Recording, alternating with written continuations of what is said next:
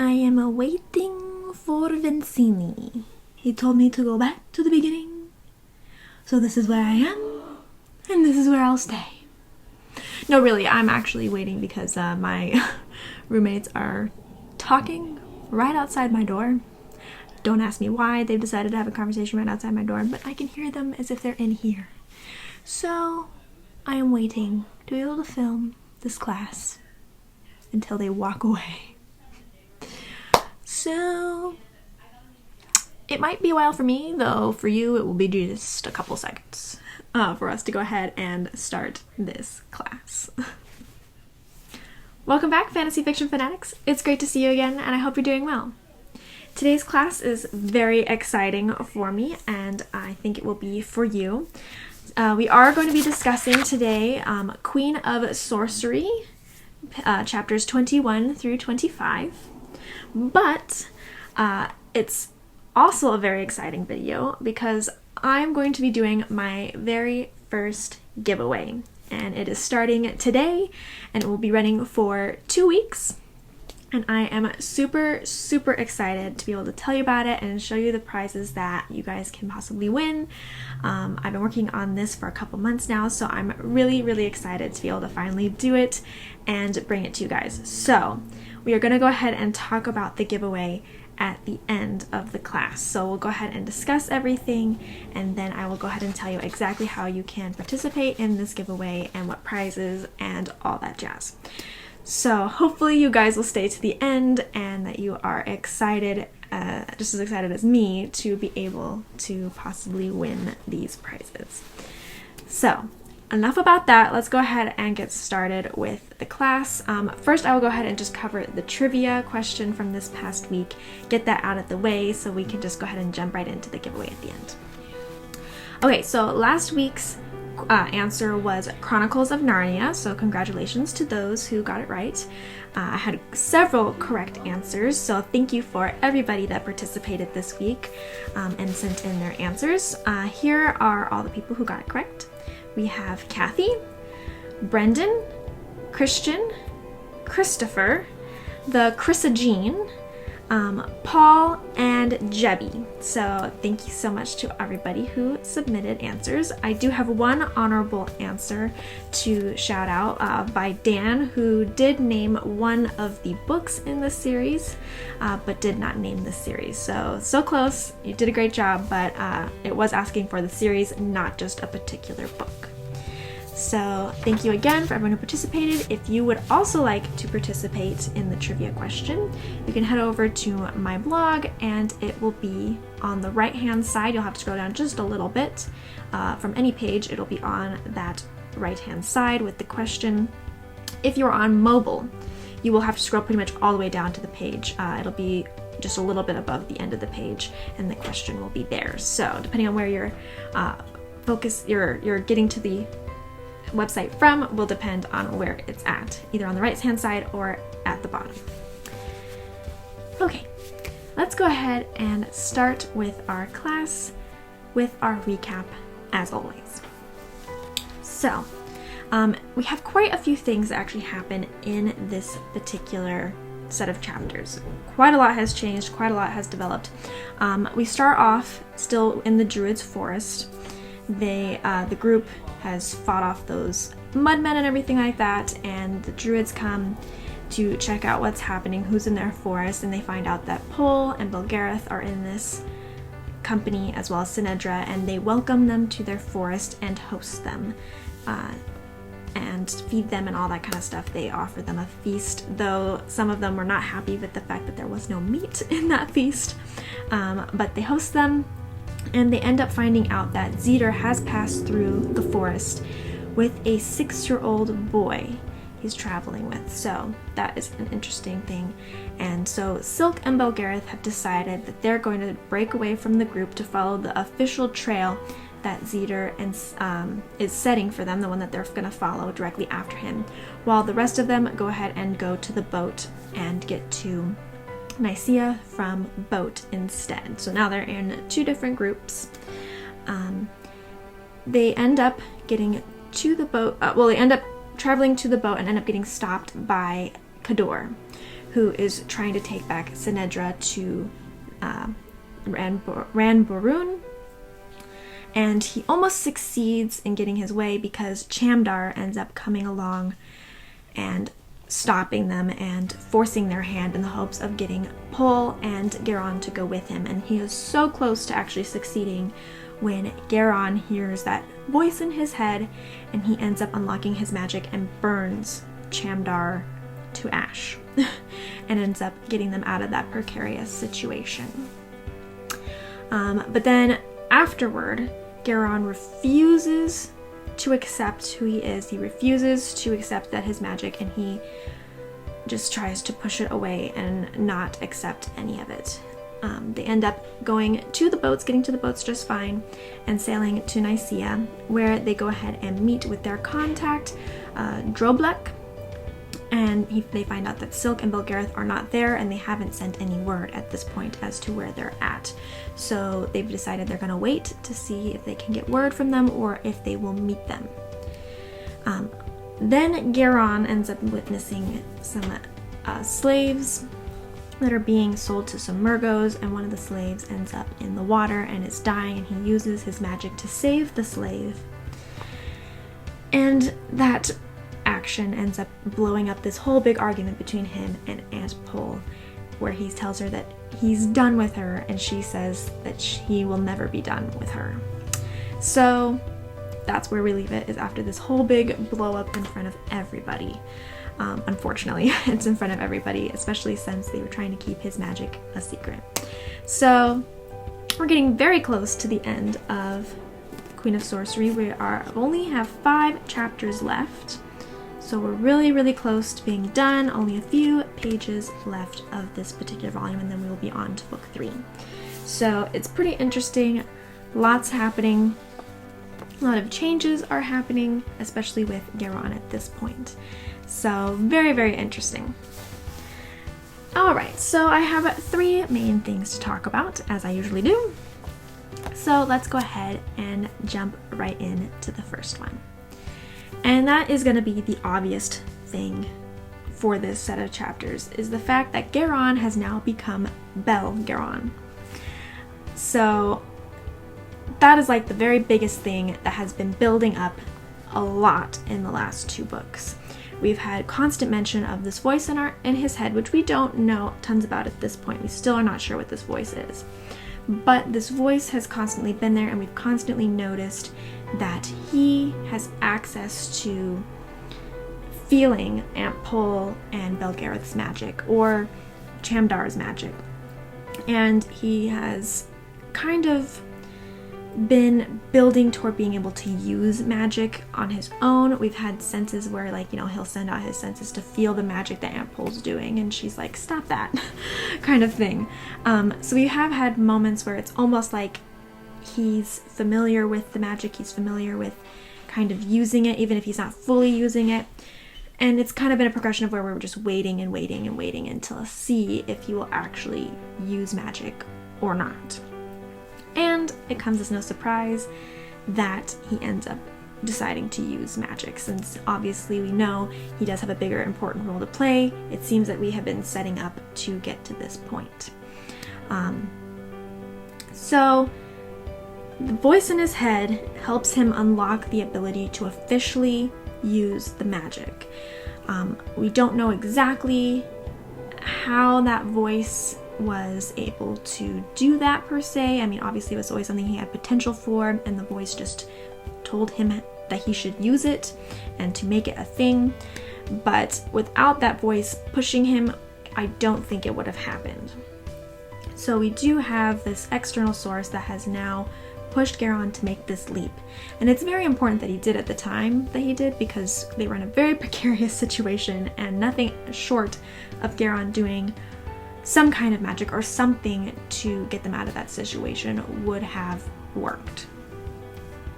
Now, the way he starts off with his magic is very interesting, is that he slaps Chamdar in the face and makes him start burning alive. It's a very, very interesting choice, and we know that the voice kind of influenced him a little bit on that choice. And we do know also that the revenge that he wanted when Aunt Pole tells him that Chamdar was the one that killed his parents also fueled him fully going through with it because of his anger and his hate towards the fact that his parents were killed, and how keeps him from stopping when he would have normally stopped and been like, no, this is not what he wanted. So it is a very interesting, the fact that his parents were burned alive in their house, and then he has now burned their killer to a crisp with his magic. It really truly affects him that he used fire, and Aunt Pole doesn't totally understand that it wasn't totally his choice to use fire, that it was the voice helping him choose that motive for killing Chamdar. She doesn't quite get why he is taking it quite so hard, but it really affects, this first use has really affected his perception of him using magic and what it means for him to use magic. And so now he has just completely rejected using magic. And Aunt Pole's like, okay, we're gonna teach you, okay, we're gonna make it so you know what you're doing. There's no way for you to not use magic at this point. And he is just like, I don't care what you say, I am not using magic. It makes him sick of how he did this to Chamdar, not that he killed him, but how he killed him. And he's really been soured to the idea of him being a sorcerer. And he's even totally trying to reject his name of Belgarion. Unconsciously, he knows that this is his name, that this is the name that he's going to carry for the rest of his life, because now that he's taken that step, he cannot take it back. But he's consciously trying to reject it very, very hard. He doesn't like it when she calls him that at all in their mind speak. And he doesn't, want to accept it, but he writes when he's being taught by Sinedra to write. He ends up writing Belgarion instead of just Garion. And so subconsciously he understands that this is who he is, and consciously he's just rejecting it as hard as he possibly can and rejecting the magic as much as possible. He had a not so great start to unlocking his power, and Aunt Pole, I feel like, doesn't really understand that. She doesn't get it. Not saying that that's her fault, but I think she moved a little quickly for Garion, and the fact that, okay, he unlocked his powers, and instead of letting him, taking the signs for the first part of the fact that he is traumatized almost, that he killed Chamdar with magical fire, because there were those signs right away, and she just kind of brushed them away by being like, okay, well, next time just don't use fire. And it's like, she doesn't understand that that wasn't really a conscious choice on his part, and that really has affected him.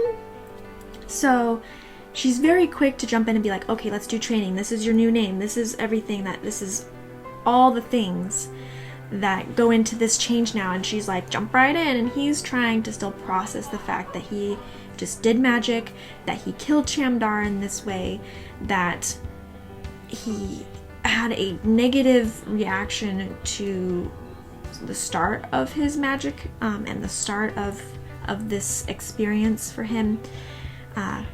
So he's having a really hard time, and Aunt Pole is just pushing more and more on top of him, and I feel like that is why he is completely rejecting it and doesn't want anything to do with it. He's just like, nope, nope, nope, nope, nope.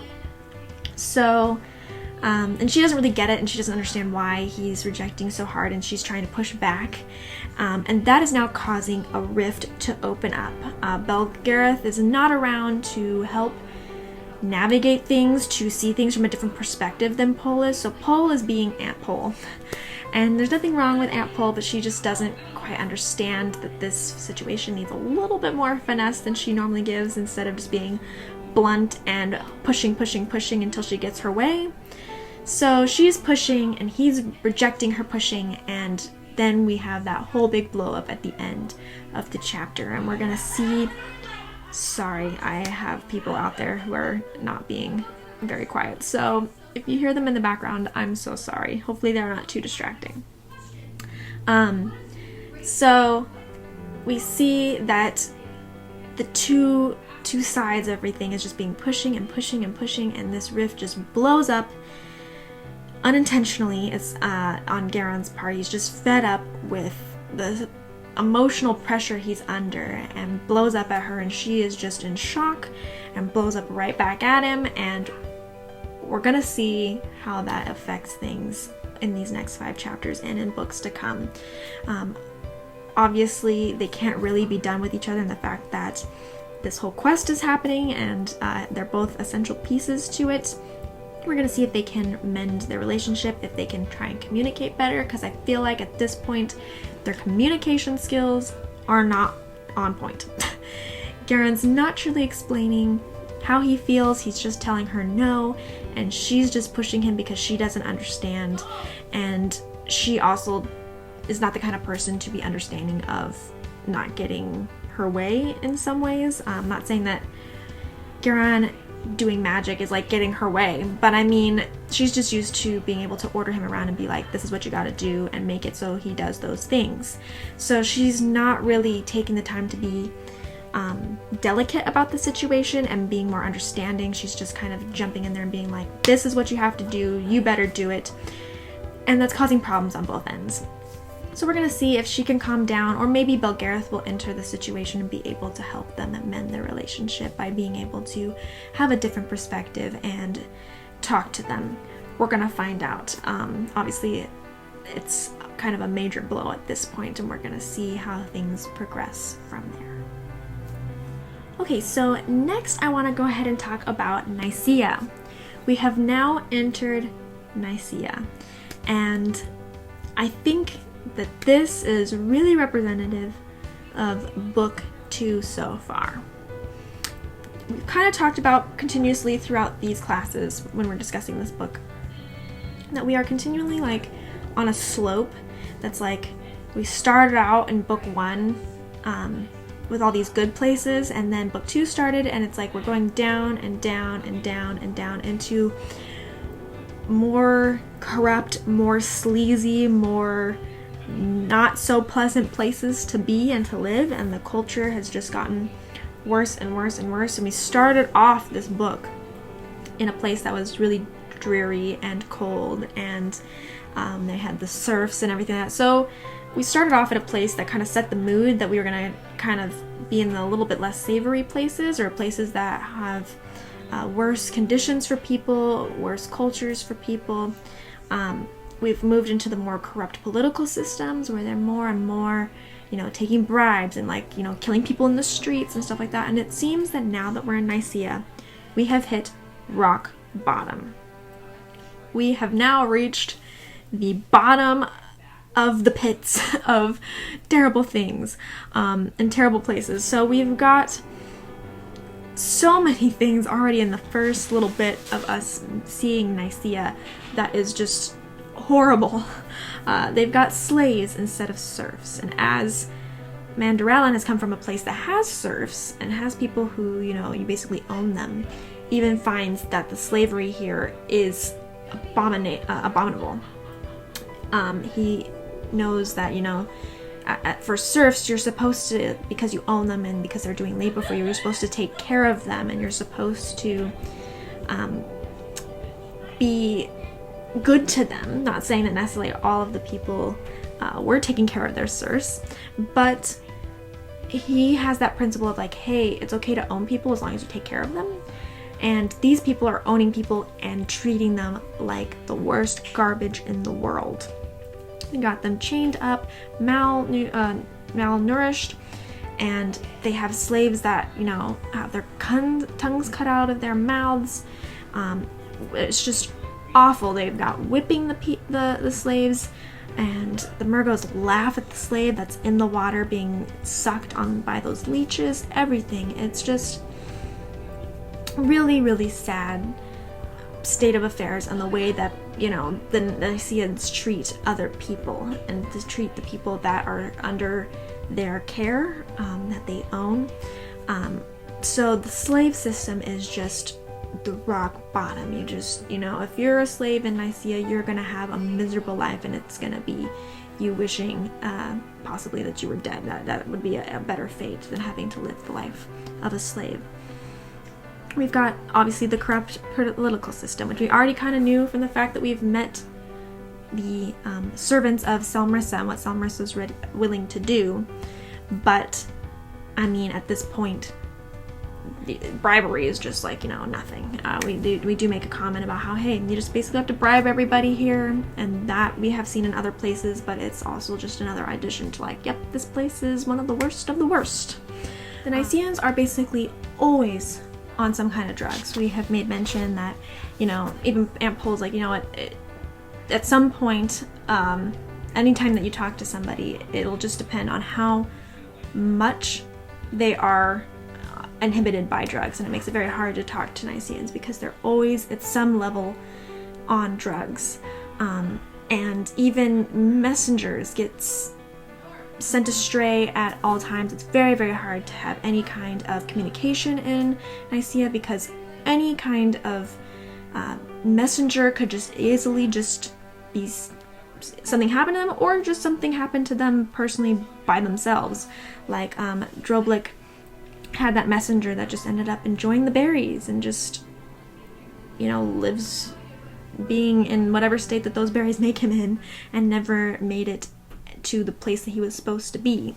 So it's a very, very interesting place. The women pretty much are all by custom wearing very little clothes, very little modesty. We don't yet know why that custom is. Obviously, we're going to probably spend a little bit more time in the last couple of chapters seeing Nyssia and the culture here, so we'll be able to learn a little bit more about them and why that custom is in place, because she does say it is tradition and such. So we're going to find out, as we go along, a little bit more about that, but it just already from the beginning, we already can tell that this is not a good place. We kind of already knew that based on what was happening to them beforehand, but we've now hit rock bottom. This is the low of the low. Nyssia is not a good place, and the group is even like, why does Droblik live here? Why would you choose to be in such a horrendous place that has people who treat people so terribly? So, yeah, I would really like to know your opinions on Nyssia so far and what you think. Go ahead and let me know down below exactly how you feel about Nyssia and what kind of place you feel like this is. It's definitely an interesting one, I'll give it that. Okay, and now let's go ahead and move on to our next topic, which is going to be character evolution. So I have two main characters that I wanted to talk about that's other than Garion, who has obviously had a big evolution in this set of chapters, that have also sort of been given a little bit of development, a little bit of an evolution at this point that I felt was noticeable, at least.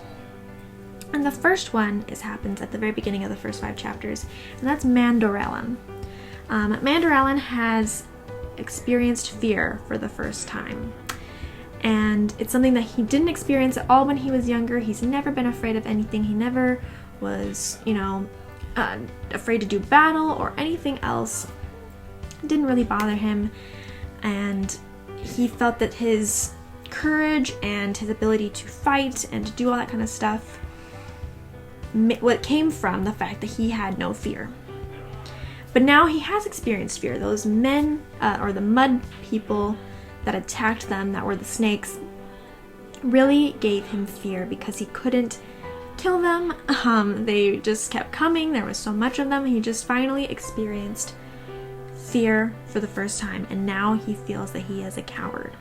And he is just waiting and waiting at this point, holding his breath, even when he's not in battle, not doing anything, just holding his breath on the fact that in the future I could feel fear again and not be there when I'm needed. I could fail because now I understand what it's like to be afraid, and that feeling could come back. And Garion tries to talk to him and tries to be like, hey dude, you're just human. Welcome to the rest of us who have always felt fear. doesn't make you less, doesn't make you a bad person, none of the above. And he really just doesn't get it. Like, he doesn't accept the reality that fear is a part of life. He now just sees it as a failing of his.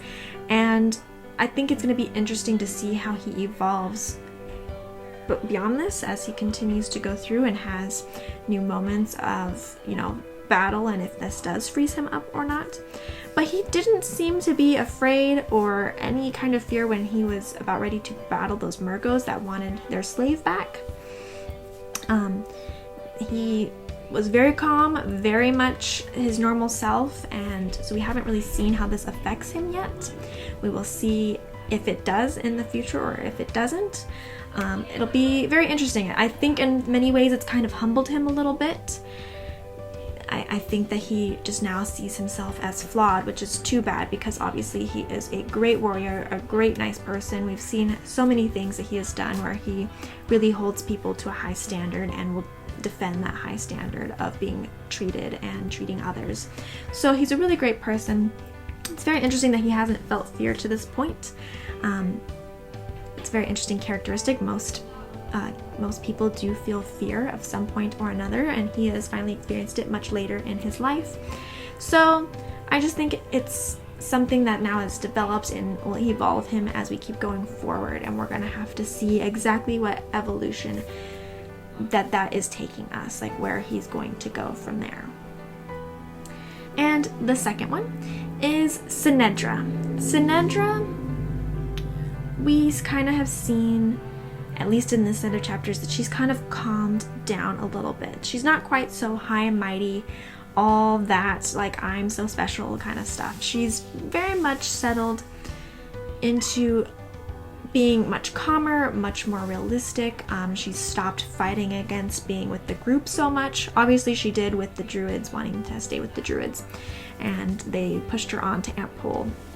But other than that one moment when she's teaching Garion to read, how she offers that to him, how she is affected, like when she sees Garion burn Chamdar, she has a moment of fear, you can tell, but she hasn't let that affect her relationship with him. She accepted, of course, at that time that Pol had done it, but she's still growing closer to Garion, teaching him to read, still wanting to have that little bit of mischievousness in the fact that she does like to jump on him when he's wrong, and according to him, never gives any praise. But she's kind of become a little less high and mighty, and we've kind of seen that she's calmed down a bit in that sense. Not so snooty, not so entitled. She is still a bit naive in the fact that she does just start spouting off who all the people are in the group when they're stopped by Kador, even though Garion was about to tell her, hey, don't say anything. So she doesn't totally have what it takes or the knowledge that it takes to interact with people and to know what secrets to keep or what to say and what not to say. But she is very new to this group and very new to traveling and to not having everything her way and being kind of invincible. So that part she still needs a little working on. But I do feel like in this chapter we kind of see her kind of settle down a little bit in the last couple of chapters, see her smooth out a bit and be a little bit more relatable and a little bit more vulnerable as a person and as a character. So again, with her, we're going to have to see how things progress, see how she grows, see what comes next for her, and how she will grow in comparison to the other characters.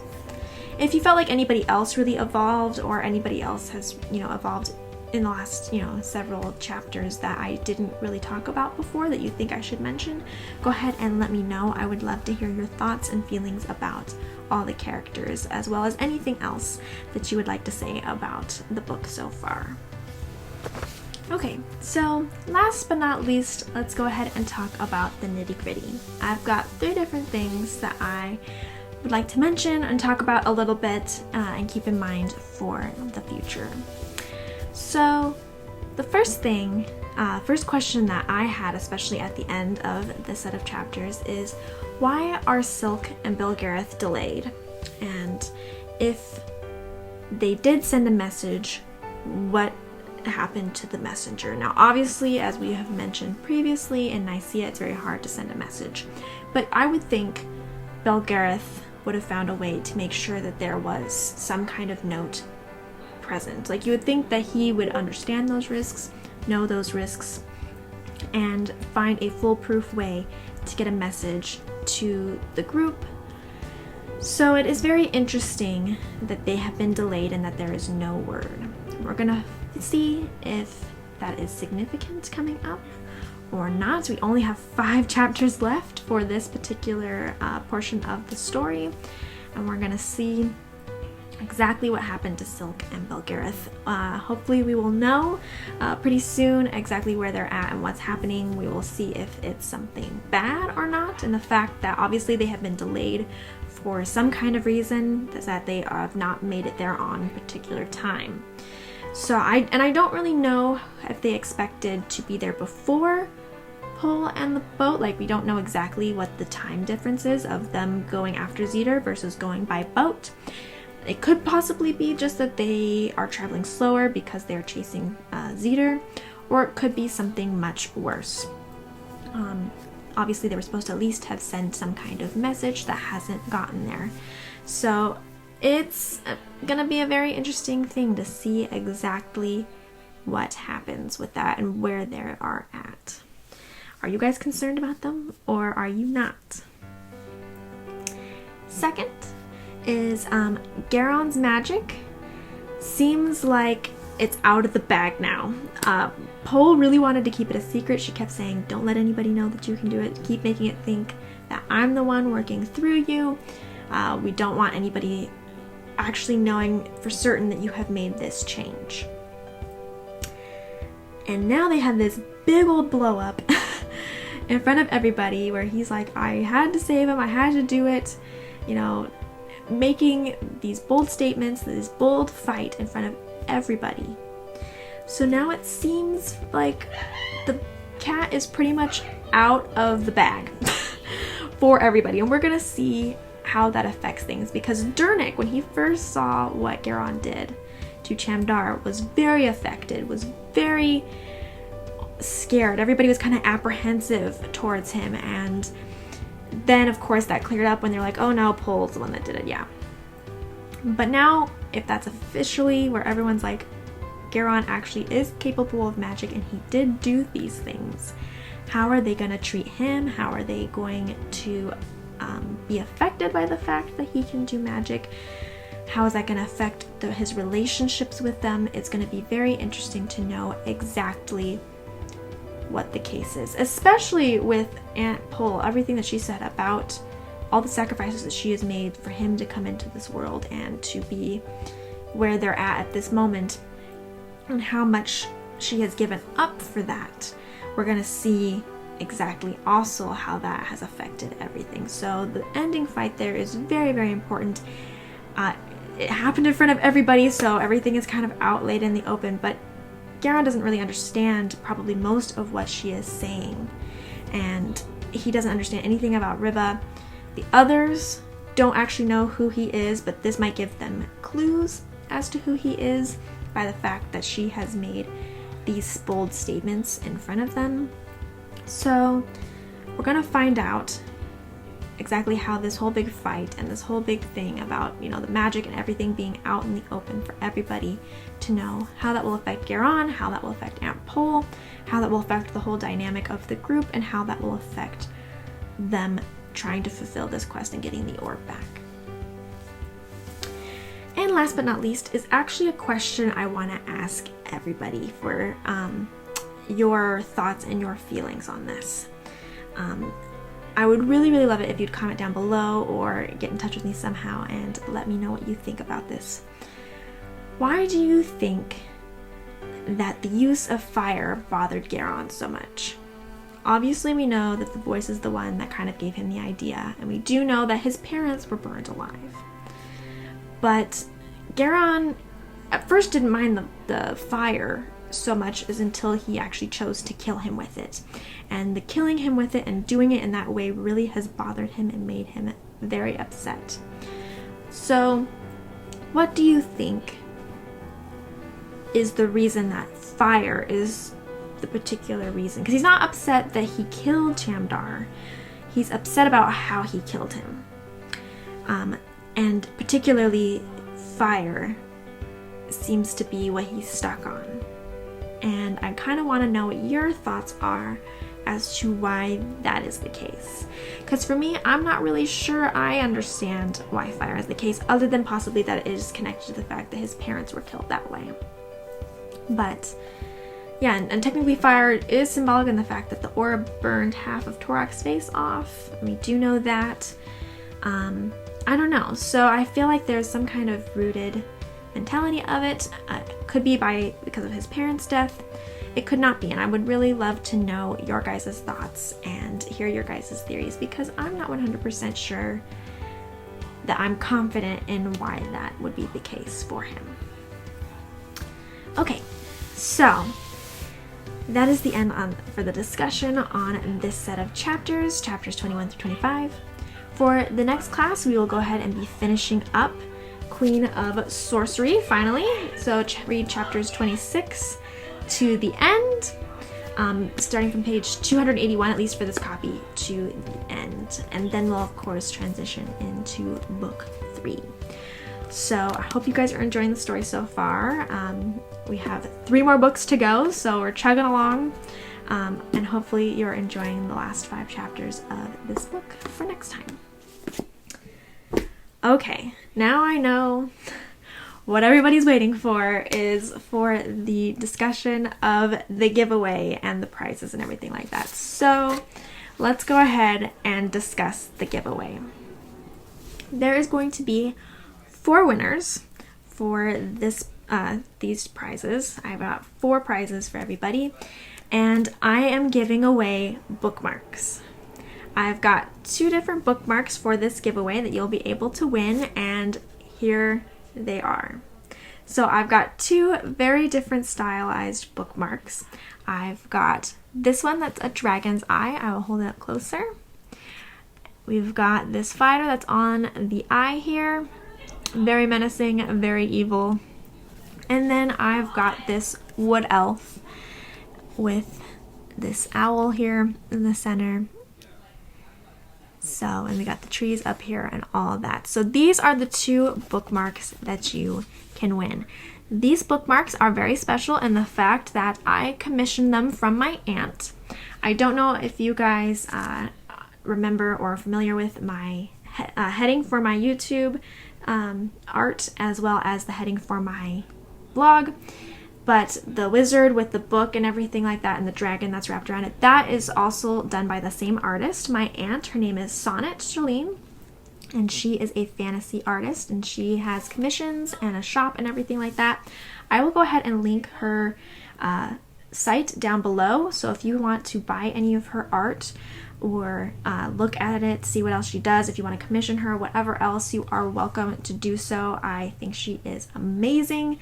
She does such great art. She's got lots of stuff. Her profile's on there. You can see all the things that she's done, and I commissioned her for these 2 pieces of art. So they are very unique bookmarks, very unique art pieces.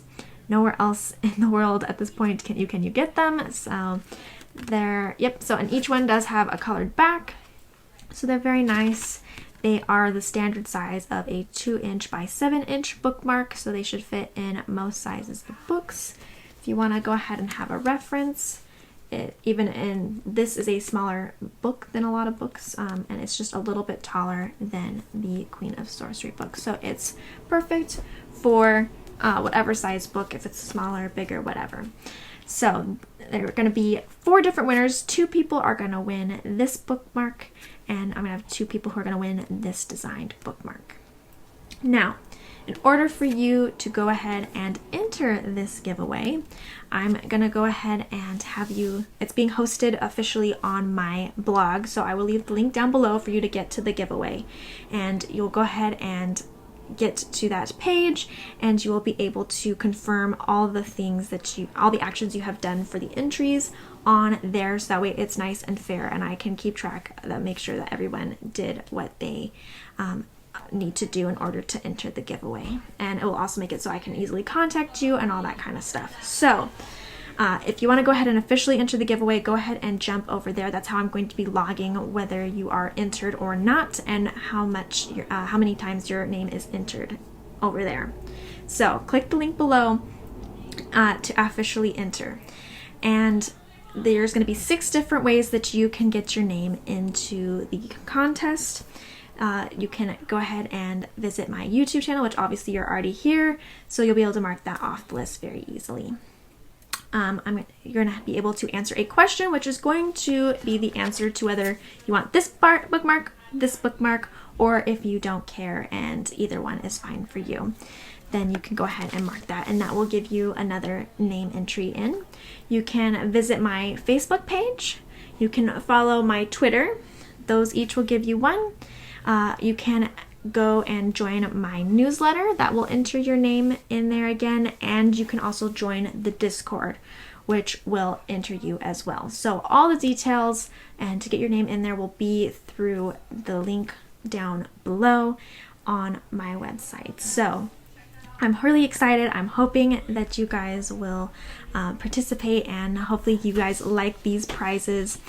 It will be going on for 2 weeks, so you have plenty of time. 2 weeks from today. It starts today. So you can go right after you watch this video, go over there and enter the giveaway and do whatever you'd like for however many entries you'd like to be put in for. I do recommend that you do at least answer the question of which bookmark you want, because if your name is pulled and you didn't answer, then I'm just going to send you whatever's available based on what other people answer. And if you don't care, then that's fine too, but just let me know that so I can, again, know that you don't have a preference. So, go ahead over there right after this if you like. Sign up. Again, you'll have 2 weeks. After those 2 weeks are done, I will be able to pick the winners and announce the winners and send you your prize if you win. So I hope that you are excited. I hope that you like these. I did have so that I was able to pick the concepts and do a little bit of changes and pick the coloring and everything like that. So I thought they turned out really excellent. Again, thank you to Sonnet for allowing me to commission you these. And hopefully you guys like them and are excited to possibly win them. So, all right. I guess that is it for all of that. I'm so excited. I really, really hope that I can give these prizes away to people. I really, really hope that you guys like them and are excited to win them as well. Okay, so let's just go ahead and wrap up, I guess. If you want to go ahead and contact me for anything, you can, of course, leave comments down below, but you are also welcome to jump over to my Twitter, which is at fantasyfiction1. You can also contact me through my Facebook, which is also /fantasyfiction1. The website is fantasyfictionfanatics.net, where you can see all my content that I have there on my blog, as well as the trivia question, like I mentioned at the beginning, as well as the giveaway is going to be on there as well. So you can go ahead and jump over there and see what's going on over there. If you want to join the Discord, the link will be down below in the description. And yeah, I think that's everything. I'm really, really excited. I hope you guys give me some feedback on what you think of the prizes and the ease of entering this giveaway. It's my very first one, so I don't totally know what I'm doing. I'm just trying my best. So I would love any feedback that you have about this as well. And I will see you guys for the next class. Bye!